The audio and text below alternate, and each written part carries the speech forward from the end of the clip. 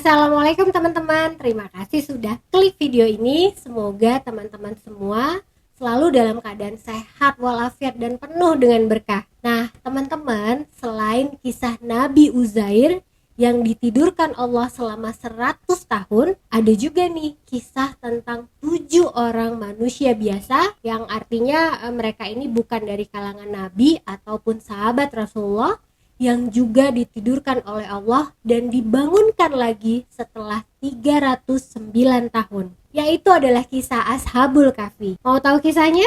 Yuk langsung aja kita dengar. Cerita ini sendiri aku rangkum dari ceramahnya Ustadz Nazril Abdul Muluk dan beberapa sumber lainnya. Teman-teman tahu gak sih Ashabul Kahfi itu apa? Ashabul Kahfi adalah 7 orang pemuda yang tertidur di dalam gua selama 309 tahun. Nah, kisah ini sendiri asalnya dari agama yang diajarkan oleh Nabi Ibrahim, yang disebut juga dengan agama Samawi. Kisah ini sendiri terjadi sebelum zaman Nabi Muhammad dan terjadi di sekitar kota Amman, Yordania. Dan kisah ini juga tercantum dalam Al-Quran, yaitu surat Al-Kahfi ayat 9 sampai dengan 26. Jadi teman-teman, banyak juga pendapat ulama yang mengatakan kalau kejadian Ashabul Kahfi ini adalah kejadian yang nyata. Bahkan masing-masing dari mereka pun memiliki nama. Tapi walaupun nama-nama mereka, tempat kejadiannya tidak disebutkan dalam Al-Quran, tapi riwayat ini disandarkan pada riwayat sahabat yaitu Ibnu Abbas. Diriwayatkan satu hari datanglah 3 orang pendeta Yahudi menemui Sayyidina Umar bin Khattab. Mereka ini pun datang untuk meminta penjelasan tentang agama Islam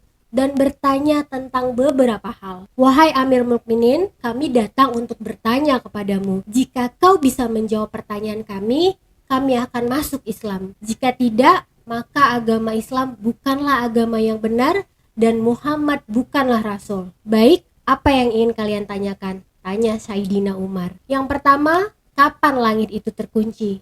Yang kedua, kapan masanya pintu langit terbuka? Dan yang ketiga, sebutkan kubur yang bisa berjalan. Pertanyaan keempat adalah sebutkan makhluk Allah yang bisa memberikan nasihat tapi bukan berasal dari manusia dan bukan pula bangsa jin. Pertanyaan kelima adalah sebutkan 5 makhluk Allah yang berjalan di muka bumi ini tanpa dilahirkan oleh induknya. Dan yang keenam, coba jelaskan kepada kami tentang kisah pemuda yang mempertahankan imannya dan bersembunyi dalam gua. Setelah mendengar pertanyaan itu, ternyata Sayyidina Umar tidak bisa menjawab pertanyaannya.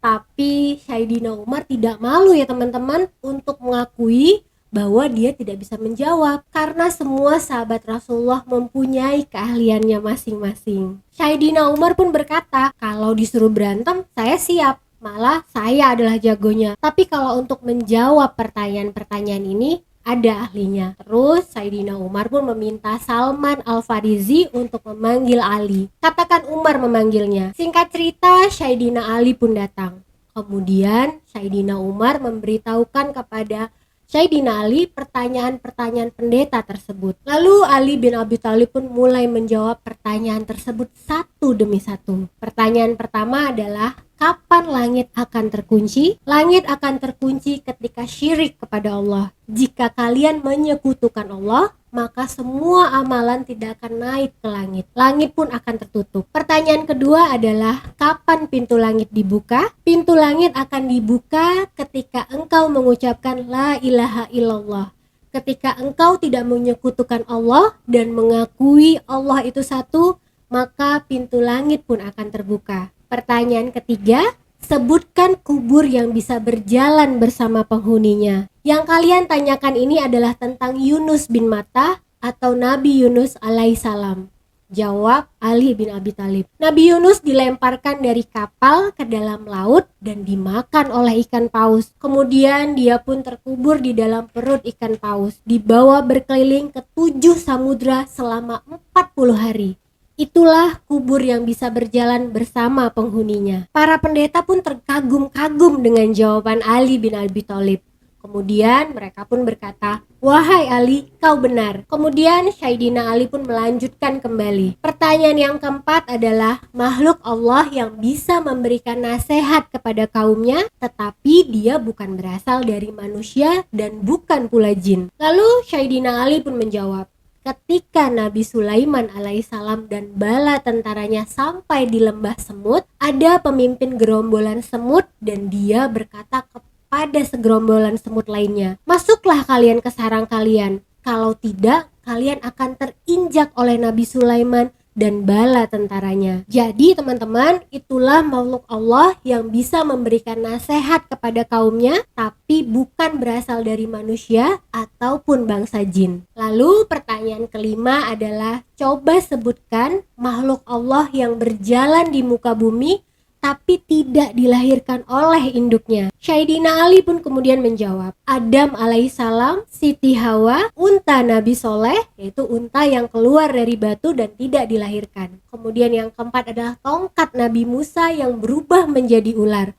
Ular itu juga tidak dilahirkan dari induknya. Dan yang kelima adalah kambing yang menggantikan Nabi Ismail untuk disembelih. Teman-teman, akhirnya 2 dari 3 orang pendeta itu pun langsung menyatakan keimanannya. Kemudian pun bersyahadat.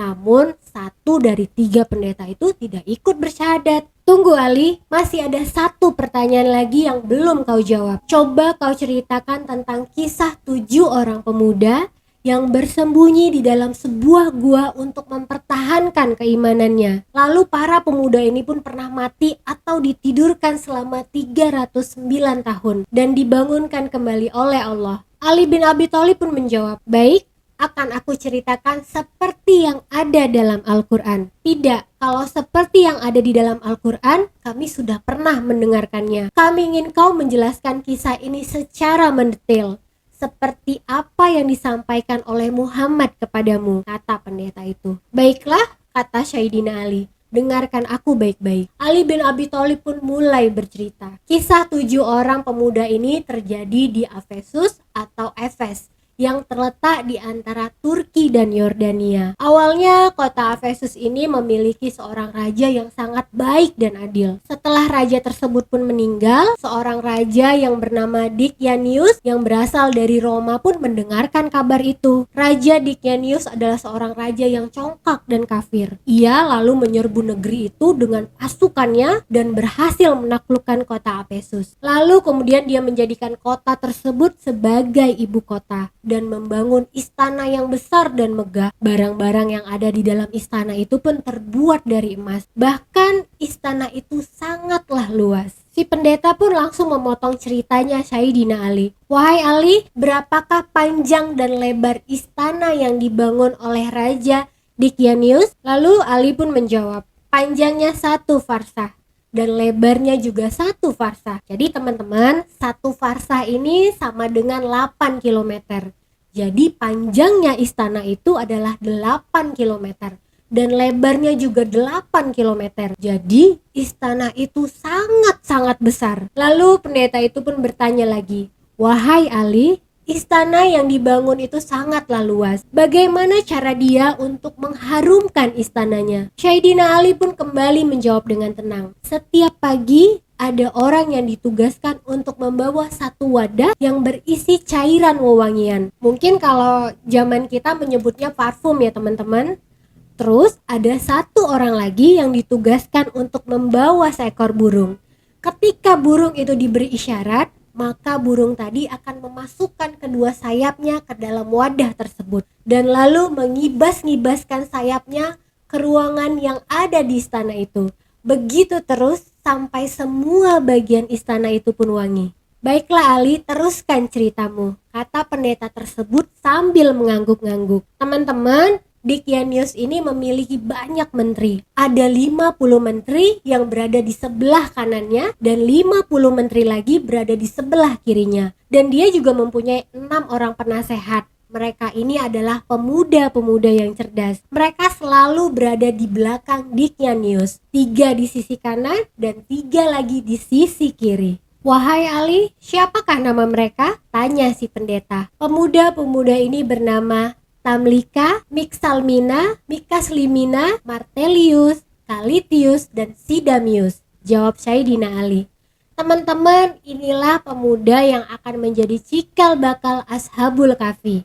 Tapi mereka masih 6 orang, masih kurang 1 orang lagi. Nah, pemuda-pemuda cerdas ini adalah andalannya Raja Dicnianius. Setiap keputusan yang akan diambil harus meminta pendapat mereka. Raja Dicnianius ini berkuasa selama 30 tahun. Dan selama dia berkuasa tidak pernah sekalipun dia sakit.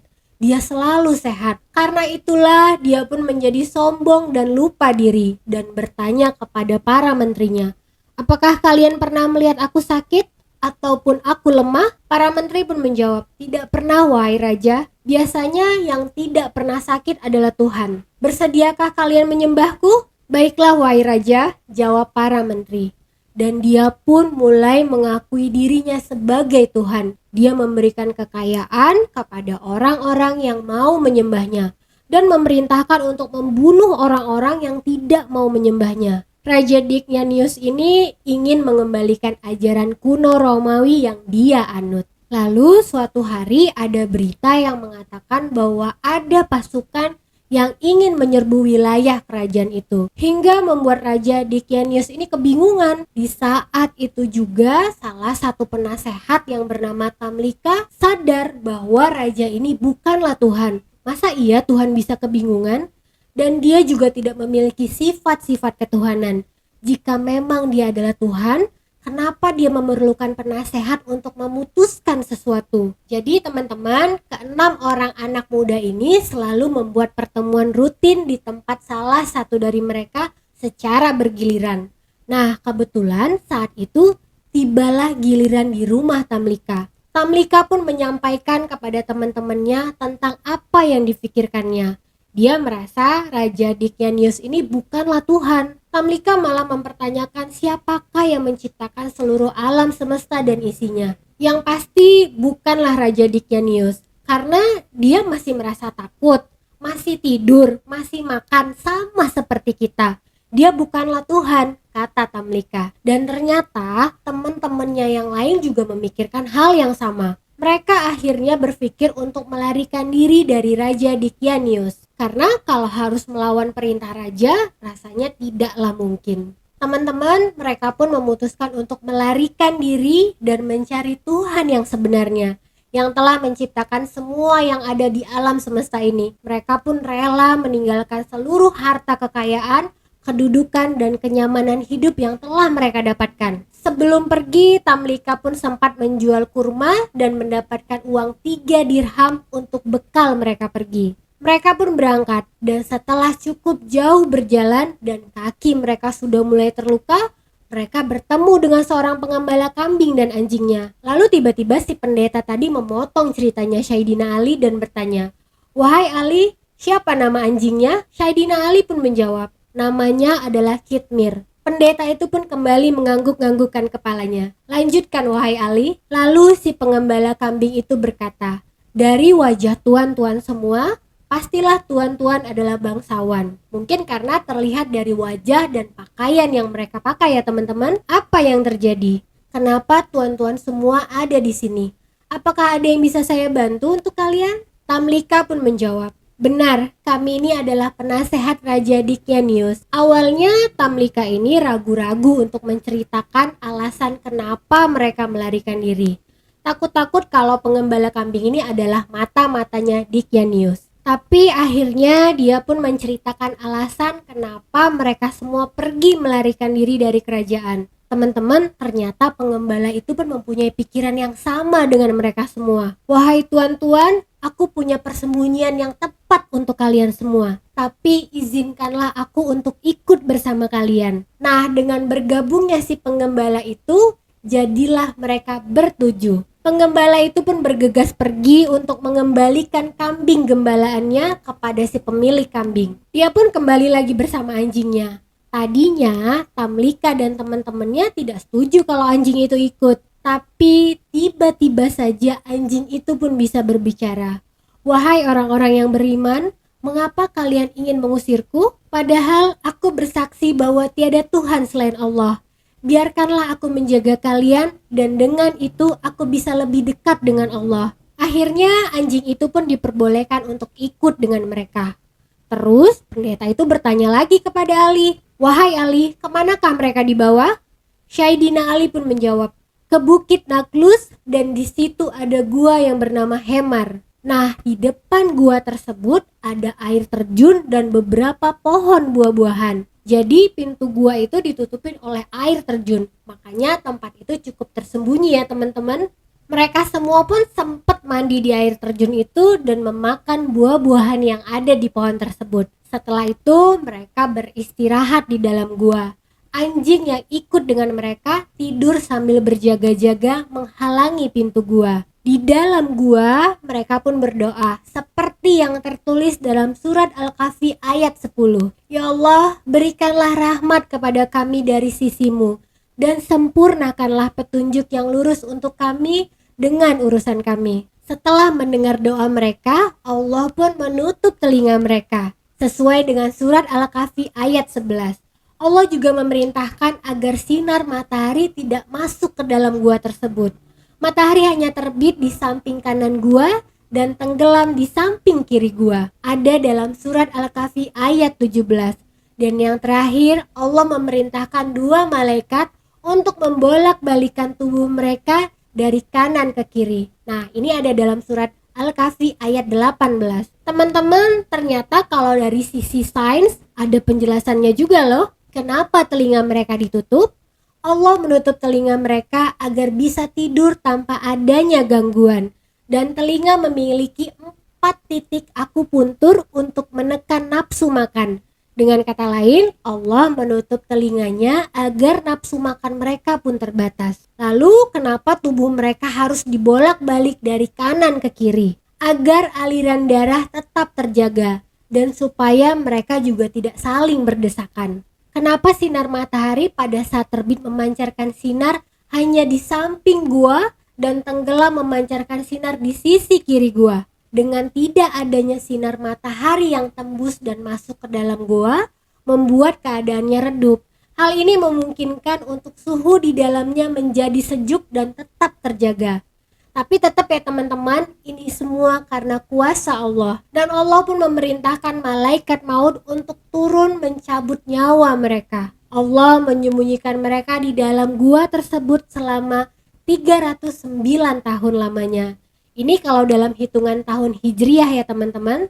Tapi kalau dalam hitungan tahun Masehi, mereka tertidur selama 300 tahun. Setelah Raja Dicanius mengetahui bahwa 6 orang kepercayaannya ini kabur, dia sangat marah dan memerintahkan pasukan berkudanya sebanyak 80.000 orang untuk mencari mereka semua ke seluruh penjuru negeri. Sampai akhirnya sang raja dan pasukannya pun menemukan gua tersebut. Saat dia masuk ke gua tersebut, dia melihat ke-7 orang itu sedang tertidur. Benar-benar tertidur. Lalu raja pun memerintahkan untuk menutup rapat gua itu dengan bebatuan dan jis. Jis ini adalah semacam semen. Jika ke-7 orang ini ingin keluar dari gua tersebut, hendaklah mereka meminta bantuan kepada Tuhannya. Setelah 309 tahun pun berlalu, Allah mengembalikan nyawa ke dalam tubuh mereka. Mereka pun terbangun dan mereka hanya merasa tidur sebentar saja. Saat mereka mau keluar gua, pintu gua yang tadinya ditutup bebatuan sudah terbuka atas kekuasaan Allah. Mereka kaget karena pepohonan dan air terjun yang mereka lihat sebelumnya sudah berubah menjadi kering. Lalu Allah membuat mereka semua merasa lapar. Dan Tamlika pun menunjuk dirinya sendiri untuk membeli makanan ke kota dengan bertukar pakaian dengan si pengembala. Hal ini dilakukan supaya dia tidak terlalu mencolok. Panjang perjalanan ke kota, dia melihat ke sekelilingnya. Tapi daerah itu seperti asing buatnya. Sama sekali dia tidak mengenalinya. Sesampainya di gerbang kota, dia melihat bendera hijau yang berkibar yang bertuliskan tiada Tuhan selain Allah dan Isa adalah Ruh Allah. Dia pun heran, kok bisa? Siapa Isa? Sesampainya di pasar, dia pun bertanya kepada pedagang roti, "Wahai penjual roti, apakah nama kota ini? Siapakah nama raja kalian?" Tukang roti itu pun menjawab, Raja kami bernama Abdurrahman dan kota ini bernama Apesus. Tamlika pun semakin bingung, siapa Raja Abdurrahman? Akhirnya Tamlika memberikan uang yang dia punya untuk membeli roti. Tapi ternyata uang yang dibawa Tamlika adalah uang yang sudah tidak berlaku lagi karena berasal dari zaman dulu. Ukuran dan nilainya juga jauh lebih besar daripada uang yang berlaku saat itu. Si penjual roti pun berkata, ternyata kau telah menemukan harta karun. Ini adalah uang kuno. Berikan sisa harta karun itu kepadaku. Kalau tidak, aku akan laporkan kau kepada raja. Mendengar hal itu, Tamlika pun kebingungan.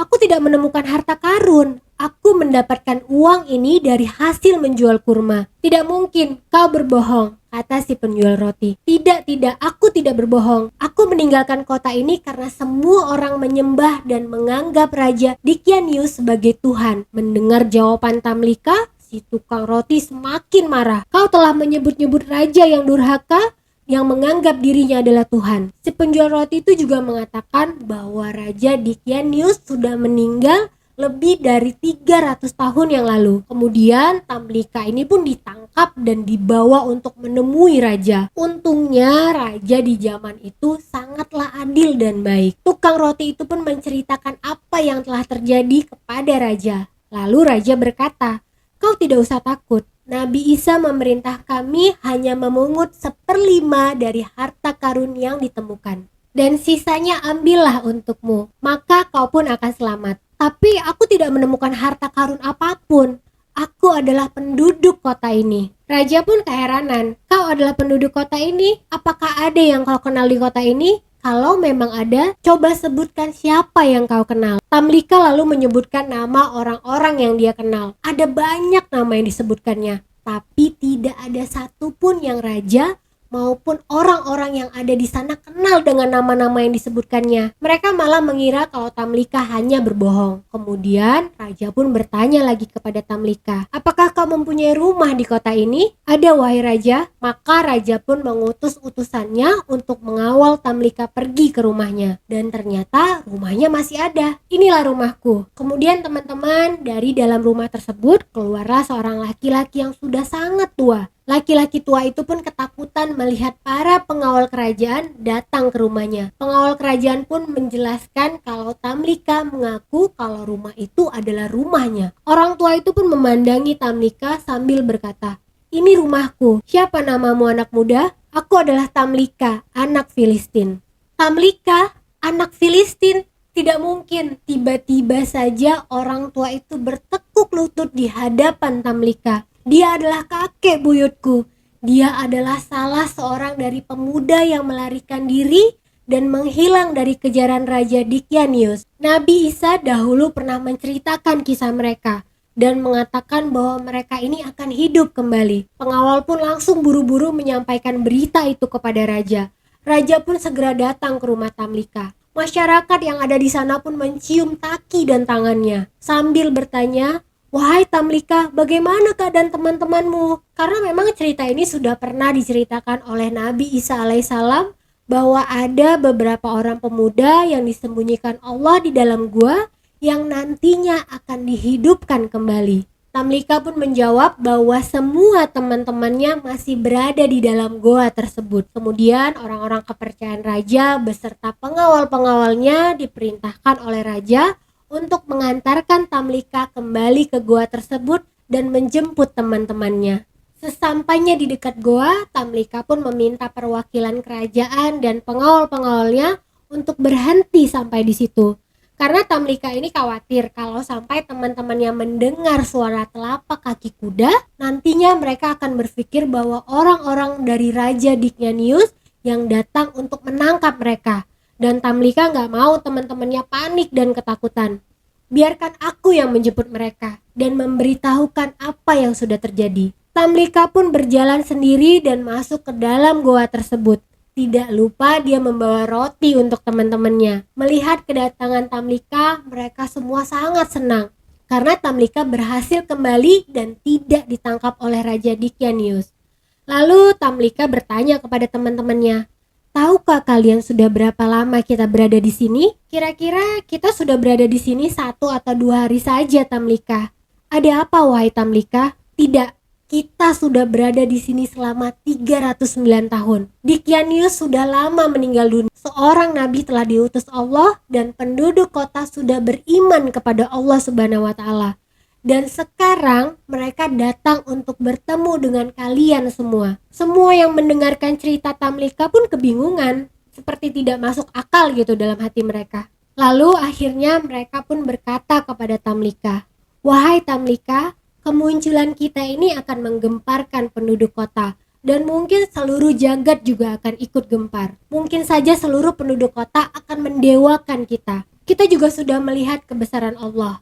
Allah telah melindungi kita selama 309 tahun. Seolah-olah kita baru saja tidur hanya dalam semalam. Lalu apa yang kita lakukan?" tanya Tamlika. "Mari kita berdoa dan meminta kepada Allah. Ya Allah, ya Tuhan kami, dengan kebenaran yang telah Engkau perlihatkan kepada kami, dengan keanehan-keanehan yang kami alami saat ini, cabutlah kembali nyawa kami tanpa sepengetahuan orang lain, dan tutuplah pintu goa itu." Allah pun mengabulkan permintaan mereka, dan Allah juga melenyapkan pintu goa tersebut. Nah teman-teman, bagaimana nasib pasukan yang menunggu mereka tadi? Mereka terus menunggu dan menunggu. Mereka berputar-putar di daerah goa itu selama 7 hari untuk mencari keberadaan goa tersebut, tapi mereka sama sekali tidak bisa menemukan pintu goanya. Dan mereka pun menjadi saksi atas kekuasaan Allah yang tidak ada batasnya. Apapun bisa terjadi bila Allah menghendakinya. Itulah kisah Ashabul Kahfi yang diceritakan oleh Sayyidina Ali bin Abi Thalib. Lalu dia bertanya kepada 3 orang pendeta tersebut, "Apakah kisah yang aku ceritakan sama dengan yang tertulis di dalam kitab kalian?" "Wahai Ali, apa yang kau ceritakan sama persis seperti yang tertulis dalam kitab kami." Maka pendeta terakhir pun ikut memeluk agama Islam dan bersaksi bahwa tiada Tuhan selain Allah dan Muhammad adalah utusan Allah. Dan aku juga bersaksi bahwa kau adalah orang yang paling berilmu di kalangan umat ini. Karena memang Sayyidina Ali ini terkenal dengan kecerdasannya. Nah teman-teman, itulah tadi kisah dari 7 pemuda yang merasakan kekuasaan Allah yang sangat besar. Semoga kisah ini memberikan pelajaran dan hikmah yang bisa kita ambil. Ketika kita mementingkan kepentingan agama dan keimanan lebih dari apapun, maka Allah Subhanahu wa taala akan memberikan perlindungan dan menyelamatkan kita. Oh ya teman-teman, aku mau ngingetin untuk teman-teman yang muslim, kalau bisa jangan lupa ya untuk membaca surat Al-Kahfi mulai dari setelah maghrib di hari Kamis. Barang siapa yang membaca surat Al-Kahfi pada malam Jumat, dia akan disinari cahaya antara dirinya dan Ka'bah. Dan barang siapa yang membaca surat Al-Kahfi di hari Jumat, maka dia akan diterangi cahaya di antara 2 Jumat. Dan siapapun yang bisa menghafal 10 ayat surat Al-Kahfi akan dilindungi dari cobaan fitnah Dajjal. Oke teman-teman, sekian dulu ya cerita dari aku. Kalau kalian suka dengan cerita ini, jangan lupa subscribe, like, dan share cerita ini. Dan jangan lupa nyalain notifikasinya ya, supaya kalian bisa tahu ketika aku update cerita baru lagi. Terima kasih banyak yang sudah menonton video ini sampai habis. Assalamualaikum warahmatullahi wabarakatuh.